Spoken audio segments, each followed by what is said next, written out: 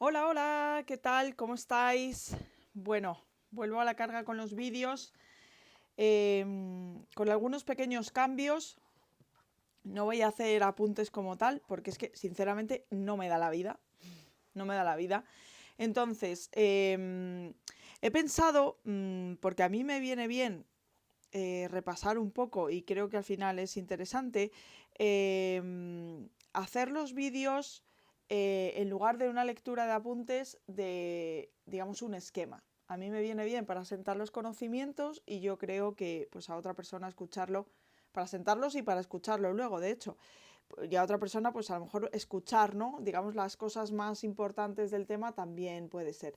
Por lo tanto, quiero decir ya desde el principio que esto es un esquema de las ideas principales, donde está más o menos lo que he visto que se pregunta más en los exámenes.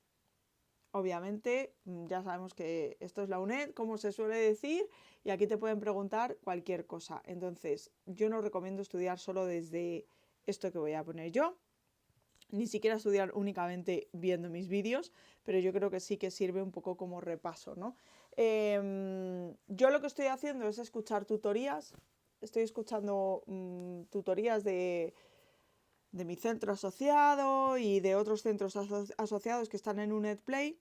Estoy haciendo muchos test y luego, pues eso, plasmar estas ideas de cada tema, ¿no? Con el tema 1 me ha resultado muy fácil. Cuando vayamos con el tema 2, que es más largo que un día sin pan, pues veremos a ver cómo lo voy a hacer, ¿vale? Bueno, dicho esto, a modo de introducción, pues vamos con, como digo, con este tema 1, ¿no? Donde nos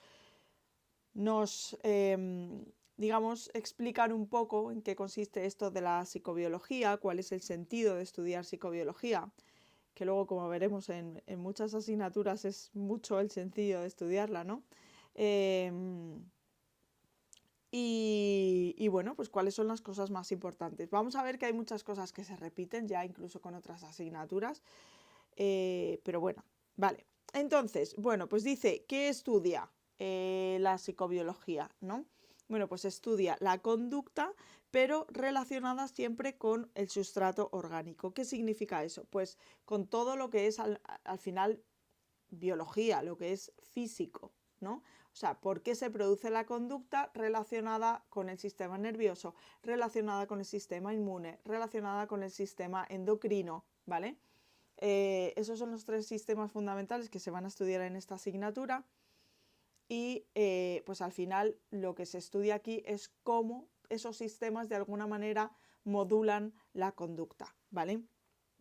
Vale, aquí cosas importantes, pues cuando se empezó a estudiar, digamos, de una manera más científica la psicología, surgió el conductismo, ¿no? Que el conductismo era como que todo querían que todo estuviera muy medido, todo fuera muy, muy palpable, que no hubiera nada que no fuera perceptible y demás, porque entonces de lo contrario ya no iba a ser científico y si no era científico, pues entonces esto era una pantomima, ¿no? Entonces, pues esta gente lo que hizo en el paradigma EOR, ¿vale? Que es un paradigma que vamos a estudiar muchísimo, casi diría que en todas las asignaturas en algún momento se, se nombra, ¿no? Lo que vamos a estudiar, pues eso, este paradigma EOR, que ahora explico qué es, ellos quitaron la parte, a ver si soy capaz, porque no sé qué pasa aquí, que no me deja, que me habré quedado sin, no sé, no, ahora, digo, me quedo sin batería, no. Vale, pues ellos quitaron la parte orgánica, los conductistas, ¿vale? Los conductistas lo que pensaban era, se produce un estímulo, ¿vale? Fuera del individuo, el individuo puede ser un ser humano, puede ser un animal, ¿de acuerdo? Se produce un estímulo y ese estímulo automáticamente desencadena una respuesta, ¿vale? Esto es lo que decía el conductismo. ¿Por qué? Porque lo que pasaba dentro, lo que pasaba a nivel cerebral, como no se podía medir, no se podía ver, no se podía nada, no se podía tocar, pues entonces no existía, ¿de acuerdo? Vale, ¿qué ocurre? Que la psicobiología es, digamos, todo lo contrario. Es decir, sí incluye esta parte orgánica aparte de porque se ha visto que muchas veces, y lo veremos al final de este tema, que muchas veces también se puede medir eso que no se ve a simple vista, ¿no? Pero bueno, ¿qué quiero decir con esto? Que la psicobiología estudia el comportamiento, pero desde el paradigma EOR. Es decir, viene el estímulo, ese estímulo es procesado por el organismo. En psicobiología será procesado por el sistema nervioso o por el sistema inmunológico o por el sistema endocrino, que es el de las hormonas, ¿de acuerdo? Y una vez que se haya procesado por esos sistemas, se va a emitir una respuesta, ¿vale? Esta es la gran diferencia. No he visto tampoco que pregunten demasiado sobre esto, pero bueno, no está mal. Vale, entonces, claro, a continuación es, vale, si la parte orgánica influye en el comportamiento, ¿por qué se genera el comportamiento? ¿No? ¿Cuáles son las causas que generan el comportamiento? Entonces aquí nos hablan de las causas lejanas, las causas próximas y las causas inmediatas, ¿vale? A nivel de, pues eso, a nivel de especie. En el ser humano, la especie del ser humano. Los cánidos, la especie de los cánidos. O sea, quiero decir, cada uno en su especie. Porque primero vamos a tener en cuenta las causas lejanas y se llama factores filogenéticos. Esto es importante. Hay que saber que factores filogenéticos es causas lejanas, lo suelen preguntar, ¿vale? Además, de hecho, me he dado cuenta, incluso hablando con psicólogos, que sobre todo los epigenéticos es algo que se utiliza mucho y que se habla incluso en otras asignaturas. O sea que es buen momento ya para empezar a diferenciar, ¿no?, entre los factores filogenéticos, ontogenéticos, epigenéticos y luego las causas inmediatas. Vale, entonces, factores filogenéticos, que es causa lejana. O sea, las causas más lejanas al momento actual que estamos viviendo ahora, pero que nos influyen y por las cuales emitimos una serie de comportamientos y no emitimos otra serie de comportamientos. Yo qué sé, pues ¿qué nos diferencia con un elefante? ¿O qué nos diferencia con una jirafa? ¿O qué nos diferencia con un perro, no? Pues se refiere al acervo genético al que pertenece la especie del animal o del ser humano, ¿vale? Nuestra especie se comporta como se comporta porque es esa especie y porque ha ido evolucionando hasta convertirse en esa especie y tener esas necesidades alimenticias, por ejemplo, o necesidades de reproducción o lo que sea, pero lo hacemos en conjunto como especie. ¿De acuerdo? Esos son los factores más lejanos de todos, absolutamente de todos. ¿Por qué el ser humano come como come? ¿Por qué el ser humano se desplaza como se desplaza? Esos son los factores que son lejanos, que nos vienen determinados desde hace miles y miles de años, ¿vale? Luego nos vamos a encontrar las causas próximas, ¿vale? Yo aquí me he puesto estas fotos un poco para identificar, porque soy una persona muy visual y me resulta más fácil, porque sinceramente me cuesta mucho quedarme con la palabra en sí, ¿no? Entonces, bueno, pues eso. Bueno, aquí evolución, filogenético, evolución, filo, hijo, somos hijos de el mono, evolución. Bueno. Y luego tengo aquí esta foto que a mí esto me recuerda un poco a los factores ontogenéticos, que es decir, es esa unión entre mis genes y el ambiente donde yo estoy. Y por eso he puesto pues, a una persona con la tez muy blanca, que posiblemente esté en un ambiente muy frío, que esté en un ambiente muy al norte, y luego una persona con la tez muy oscura, que posiblemente esté en un ambiente muy caluroso y que por lo tanto de alguna manera esos genes se han tenido que adaptar al ambiente donde viven cada una de estas personas, ¿no? Luego otra cosa es que haya movilidad de poblaciones y demás, ¿no? Pero originariamente, digamos, las razas, por decirlo de alguna manera, han surgido como respuesta al ambiente donde se ha surgido, o sea, donde viven, ¿no? Y de ahí, pues, esa dotación genética. O sea, va a haber más predisposición en el norte a tener ojos azules y pelo rubio que no en el sur, porque pues si naces en el sur con ojos azules y pelo rubio, lo más posible es que te abrases la piel, ¿no? Necesitas otra dotación genética que te permita sobrevivir a las condiciones ambientales que existen, ¿de acuerdo? Y esos son los factores ontogenéticos, ¿vale? Sigue siendo algo un poco que no depende mucho de nosotros porque depende de los genes, de nuestra familia, de dónde estamos y de demás, ¿vale? Es una causa próxima, no inmediata, próxima, ¿vale? Y luego están los factores epigenéticos. Esto sí que ya decía, lo he oído un montón, en un montón de asignaturas, ¿vale?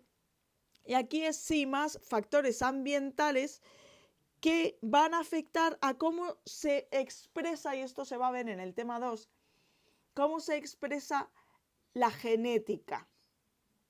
Es decir, cuando se une el gameto femenino con el gameto masculino, pues ahí yo lo entiendo como que hay un sorteo, una especie de sorteo, ¿no? Y entonces pues vamos a ver aquí de lo que aporta el padre y de lo que aporta la madre, cómo hacemos la mezcla para que al final se construya un nuevo individuo de la misma especie, pero ahí ya aleatoriamente pues se cogerán unos factores, digamos, del padre y otros factores de la madre, de forma completamente aleatoria. ¿Qué ocurre? Que el ambiente puede modificar esa expresión genética, ¿de acuerdo? Yo lo veo así, ¿eh? O sea, yo no soy profesora de esto, ni muchísimo menos. Simplemente estoy explicando un poco cómo lo veo. Por eso, los factores epigenéticos se refieren al periodo perinatal. Por eso pongo aquí a una mujer embarazada. Pues porque obviamente si estás embarazada y estás rodeada de un ambiente completamente tóxico, es muy posible que esa expresión genética no sea la más adecuada y haya pues algún tipo de problema, ¿no? ¿Qué ocurre? Que hay veces que aunque en el periodo perinatal haya ocurrido un problema, eso luego se puede revertir. En ese caso hablamos de plasticidad neuronal, es decir, cuando las neuronas, que son las células del cerebro, del sistema nervioso, cuando las neuronas están sometidas a algo que de alguna manera las hace ser diferentes a como deberían ser, pero estas son capaces de transformarse, son capaces de revertir, son capaces de volver a su ser, de volver a lo que ellas venían a manifestar, ¿de acuerdo? ¿Qué pasa? Que hay otras veces en las que no existe esta plasticidad neuronal. Aquí lo que yo creo que quieren hacer es introducirnos ese concepto de plasticidad neuronal y bueno, pues como no existe esa plasticidad neuronal, pues no puedes revertir eso con lo que naces, ¿no? Muchas veces la plasticidad neuronal va asociada al aprendizaje, ¿no? No sé si estoy diciendo a lo mejor una burrada, pero yo lo entiendo así, ¿no? De alguna manera tú naces con una dotación genética que te hace ser de determinada manera o te hace tener un determinado tipo de personalidad o lo que sea, y lo que ocurre es que gracias a esa plasticidad neuronal, gracias a que esas neuronas son capaces de transformarse, llega un momento en el que puedes revertir esos rasgos de personalidad con los que habías nacido y que posiblemente no te fueran tan útiles para sobrevivir en el ambiente en el que has nacido, ¿no? Lo entiendo un poco así. Bueno, y luego están las causas inmediatas. Y dentro de las causas inmediatas está la percepción de los estímulos. Es decir, pues eso, voy andando, me pincho el pie, pues como reacciono, ¿no? Volvemos al punto, ¿no? Estímulo, me pincho el pie, cómo reacciona mi organismo, sistema nervioso, qué dolor, ¿vale? Y cuál es mi respuesta, cojeo, miro a ver qué es lo que me ha pasado, ¿de acuerdo? Eso sería una causa inmediata, ¿vale? Luego tenía por aquí una cosa que, a ver, esto, vale. Lo voy a leer porque esto me ha parecido interesante. Dice, la psicobiología considera la conducta, ¿vale? Esto es como la definición, ¿no? Habíamos dicho que la psicobiología estudia la conducta relacionada con el caldo de cultivo orgánico, ¿no? Vale, pues vamos a ver qué es exactamente conducta para la psicobiología. Entonces dice, la psicobiología considera la conducta como el conjunto de manifestaciones públicamente observables reguladas por el sistema nervioso mediante las cuales el organismo, como un todo, en respuesta a un estímulo interno o externo, se relaciona activamente con el medio de la forma que determine su devenir filogenético y ontogenético. ¿Vale?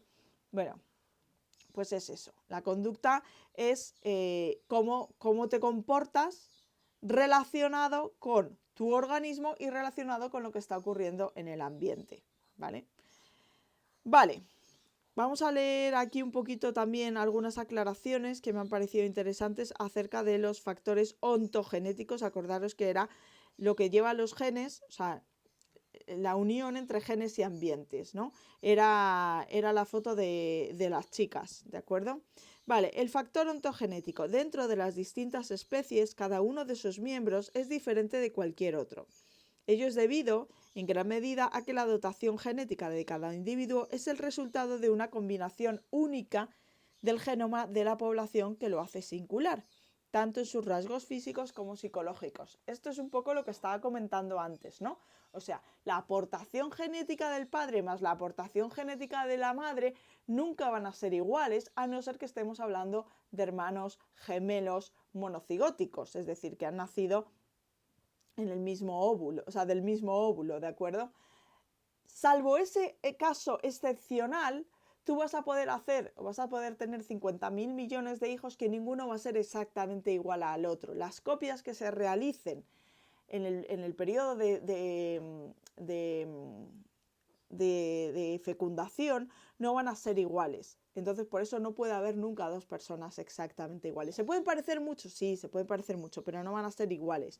Y eso, de alguna manera, es el factor ontogenético, ¿vale? Sigue.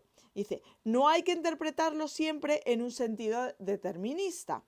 Las características únicas de cada individuo son consecuencia también de la interacción que se establece entre su genotipo y el ambiente. Por eso es ontogenético. Es decir, no solo nuestra dotación genética nos hace diferentes, aunque dentro de la misma especie, sino también las características ambientales en el momento de la concepción hacen que seamos diferentes. Esos son factor ontogenético. Bueno, vale, más cosas que se ven en este tema. Nos empiezan a hablar de cuáles son las disciplinas dentro de la psicología que se basan en la psicobiología, que son varias y de las cuales hay varias asignaturas en la carrera, ¿no? Y vamos a hablar.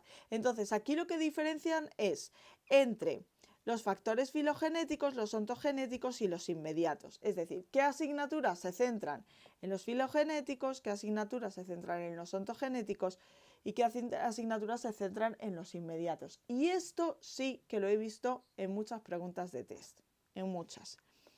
¿Yo cómo me estoy estudiando esto? Pues yo esto, o sea, sinceramente, lo veo así, se me puede quedar una o dos, pero toda esta lista a mí no se me queda, porque es que yo soy incapaz de empollar sin lógica, yo es que no puedo. Entonces, ¿cómo me estoy estudiando yo esto? Haciendo un montón de test. Y entonces al final se me va quedando. También un poco por lógica. Entendiendo de qué va cada asignatura, puedes encuadrarla dentro de los factores, ¿vale? Pero bueno, voy a leer. Factores filogenéticos, ¿vale? Los primeros, los que se refieren a la especie, ¿de acuerdo?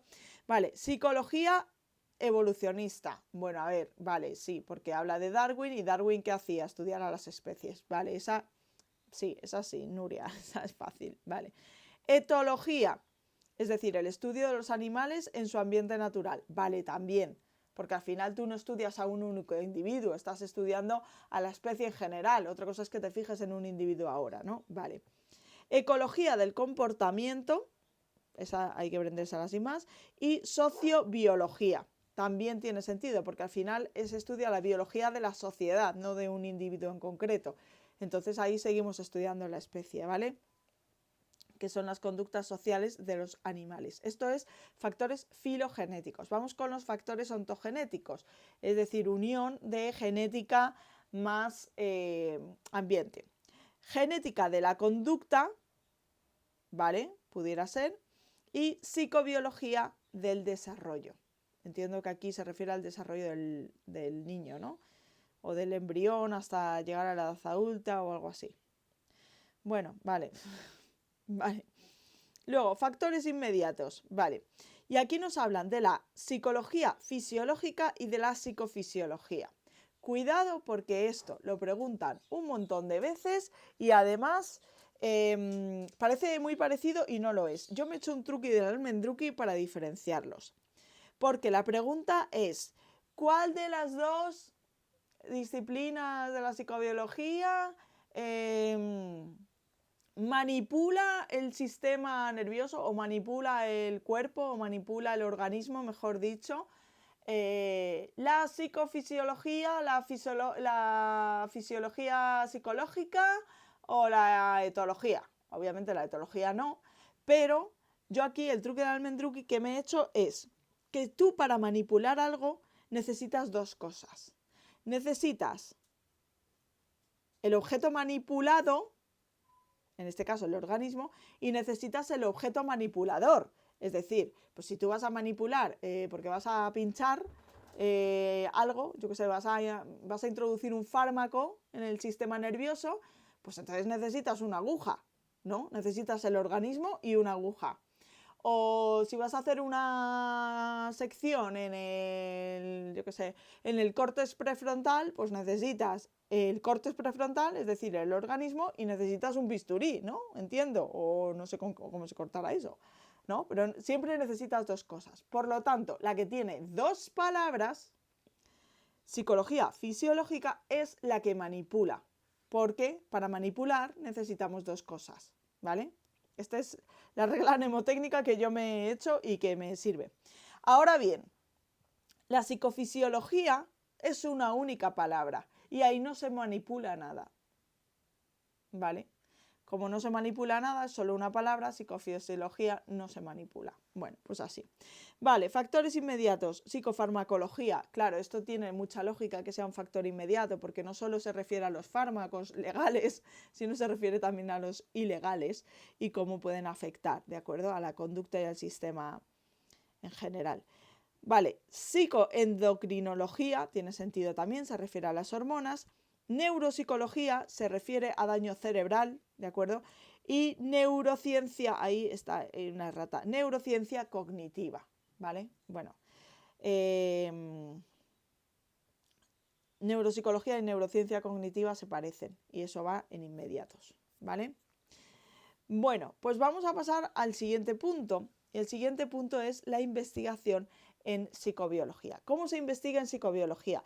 Y la verdad es que la primera parte de este apartado es muy similar a cómo se investiga en general en psicología. Lo hemos estudiado en análisis de datos, lo hemos estudiado en fundamentos de investigación, lo hemos estudiado en motivación, o sea, lo hemos estudiado en un montón de sitios. Y ahora otra vez más nos hablan del método científico, del método hipotético deductivo y de que primero pues observamos, sobre la observación establecemos una hipótesis, siempre tiene que estar relacionada con estudios previos, no nos lo podemos sacar de la manga, ¿vale?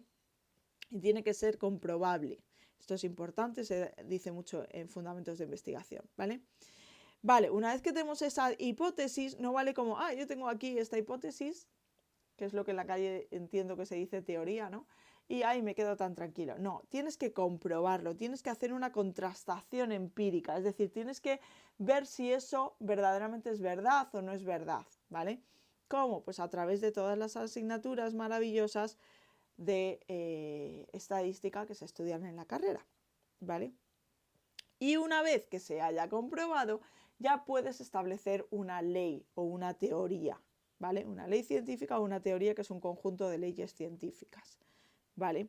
No antes, tiene que estar contrastado. Y además existe, y esto no es de psicobiología, pero bueno, existe el tema de la replicabilidad, es decir, que cuanto más replicada esté esa teoría, más verosímil va a ser, más fuerza va a tener esa teoría, porque se ha replicado, se ha intentado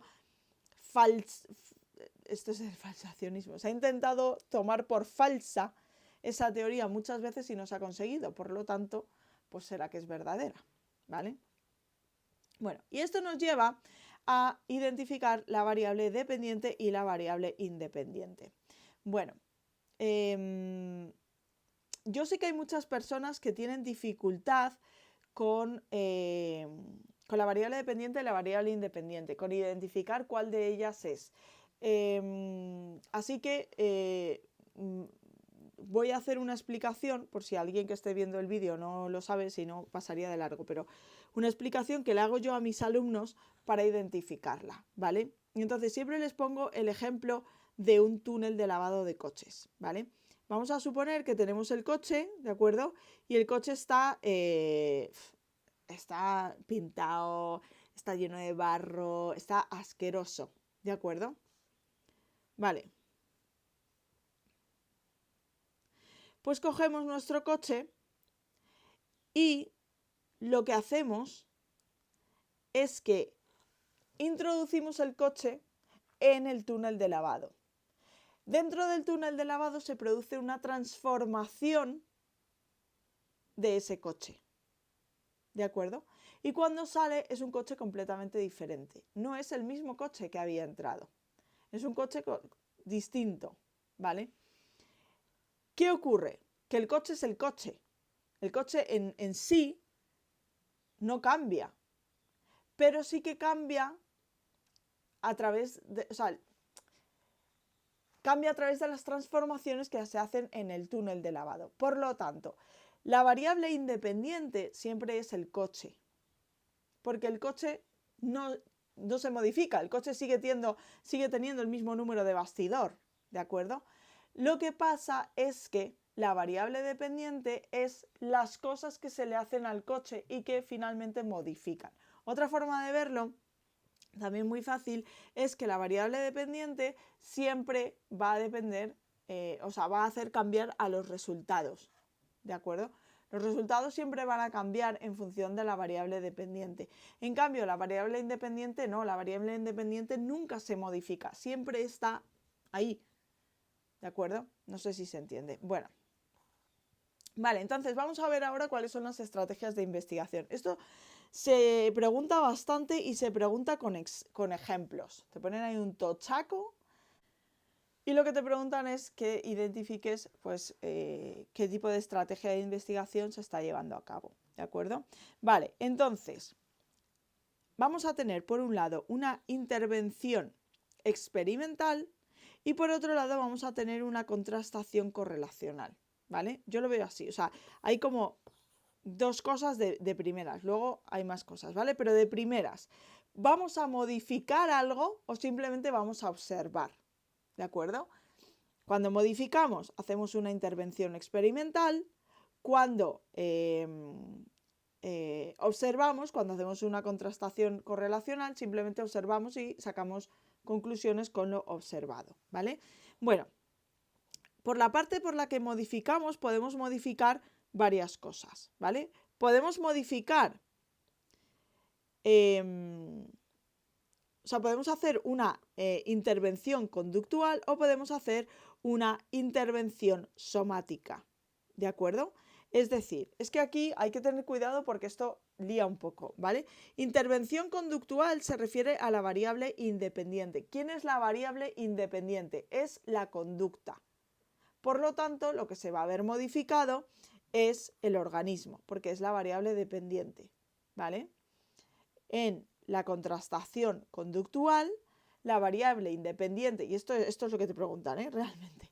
En la contrastación conductual, la variable independiente es la conducta y lo que se ve modificado con esa conducta, ¿de acuerdo?, es el organismo, ¿vale? Al final es lo que estudia la psicología, la psicobiología, organismo y conducta, ¿no?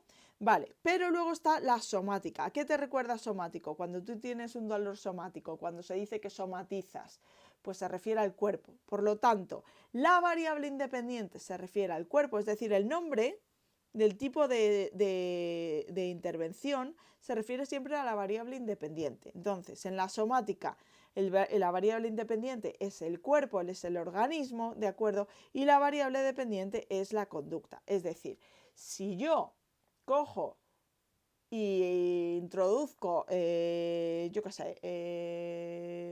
una droga en la sangre, cómo va a reaccionar el organismo ante la introducción de esa droga, ¿de acuerdo?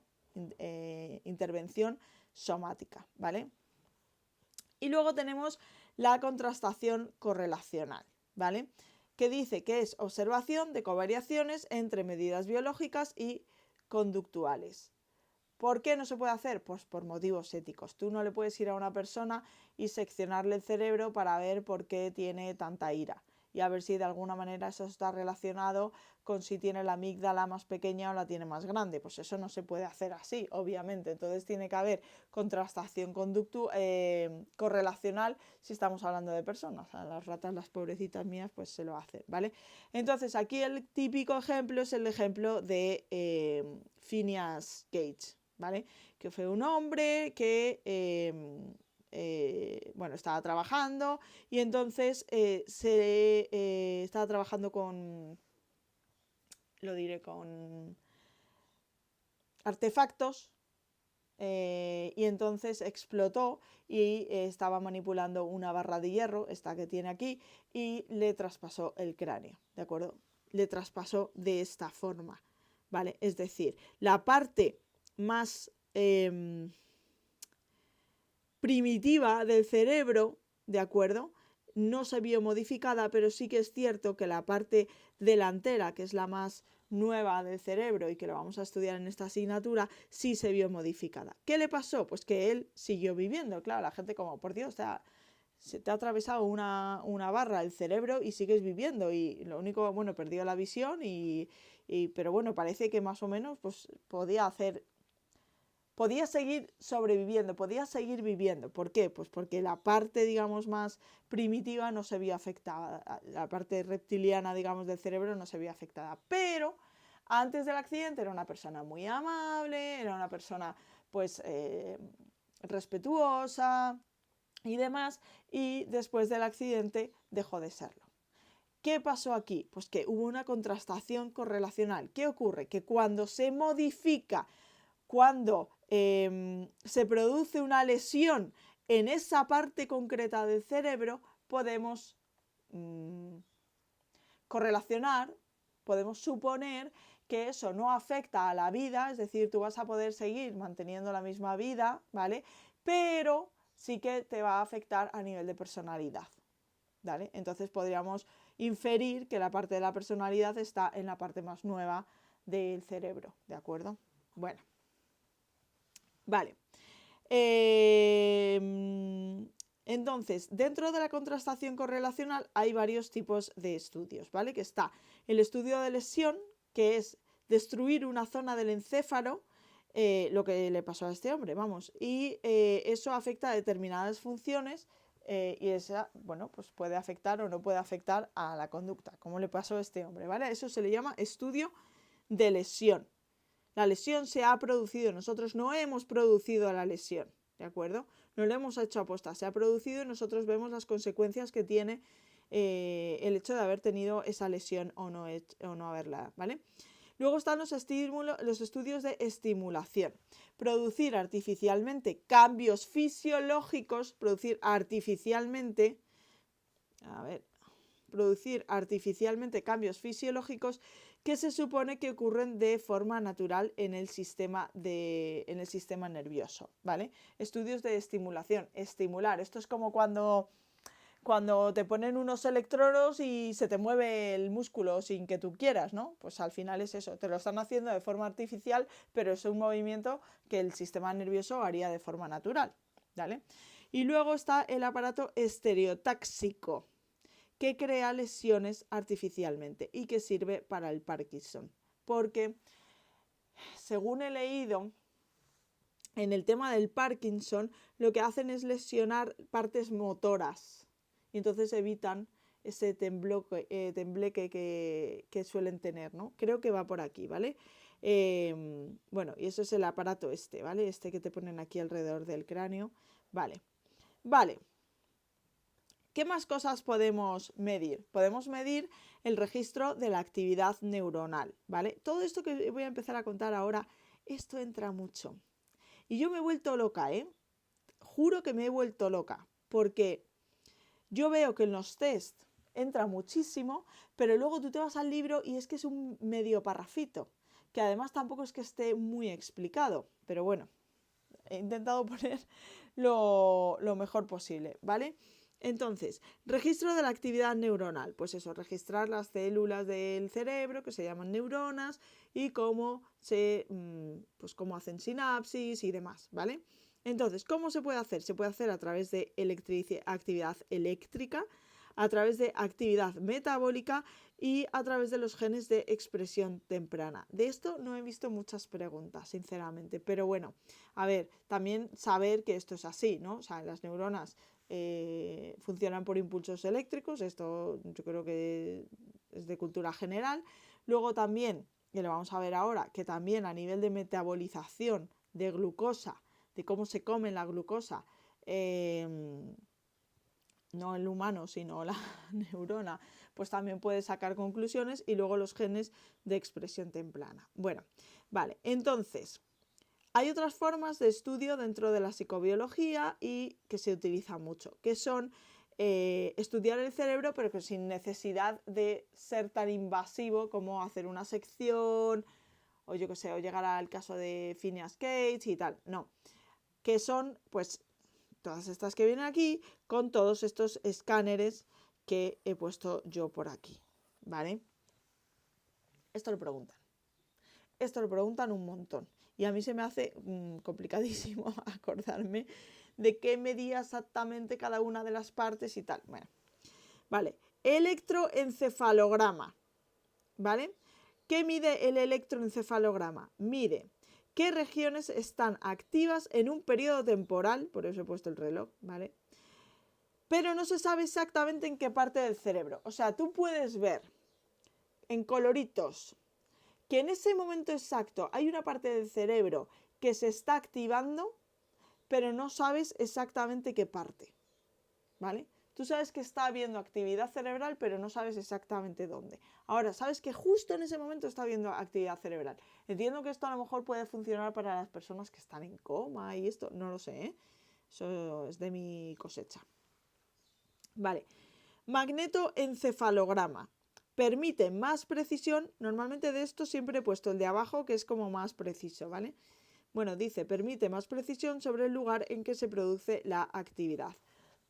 Vale, luego están las resonancias magnéticas, ¿vale? Que hace una imagen tridimensional, pero no se ve de dónde. O sea, tú puedes ver morfológicamente, en una resonancia magnética, puedes ver morfológicamente el cerebro, cómo está formado el cerebro, cuáles son las formas, los relieves y tal. Luego esto se va a estudiar un montón, pero no puedes ver la actividad que hay, ¿vale?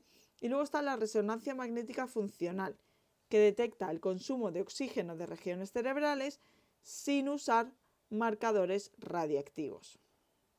Vale, luego tenemos el TAC, que es una radiografía del cerebro, ¿vale? Que detecta cambios en la densidad del tejido y usa rayos X, ¿vale? Aquí sí que es esto, decía, no puede ser. O sea, a ver, la resonancia no usa rayos X, no usa marcadores radiactivos. En cambio, el TAC y el TEP sí utilizan marcadores radiactivos. Entonces dice que se realiza a través de la inyección de 2-DG, ¿vale? 2-DG, 2-desoxiglucosa o glucósido o algo así. Esto lo digo porque lo he visto en alguna pregunta de examen. Con un marcador radiactivo, generalmente el flúor, y que además no se puede metabolizar, ¿vale? Como no se puede metabolizar, no se transforma en nada más y se acumula en el interior de las células, sobre todo en las células que están más activas. Por eso te enseña dónde está la actividad, ¿vale? La sustancia radiactiva, que es el isótopo de flúor, emite partículas subatómicas que se llaman positrones, que dan lugar a la radiación, que es lo que detecta el equipo, ¿vale? Así es como funciona. Entonces, está el TAC, perdón, que ya lo he dicho, y luego está el TEP. El TEP lo que hace es medir la actividad metabólica, por eso lo que comentaba antes de que no solo se puede medir el funcionamiento del cerebro a través de la actividad eléctrica, sino también a través de la actividad metabólica, ¿vale? Dice que mide la actividad metabólica de regiones cerebrales que permiten el estudio de zonas implicadas en diversas funciones. Vale. Hacer así un poquito de diferenciación. Tenemos los encefalogramas, ¿vale? Los encefalogramas no utilizan rayos X, ¿de acuerdo? Y no se puede ver actividad, ¿vale? Aquí no se puede ver actividad, los encefalogramas ves actividad, obviamente aquí está, se ve claramente, hay actividad, ¿de acuerdo? Lo que pasa es que no utilizan rayos X y tú no puedes ver la morfología del cerebro. Aquí, sí, estás viendo que ahí está pasando algo, pero no sabes exactamente en qué punto está pasando, ¿vale? Esos son los encefalogramas. Luego están las resonancias magnéticas. En las resonancias magnéticas se ve la morfología, ¿de acuerdo? Pero no se ve actividad y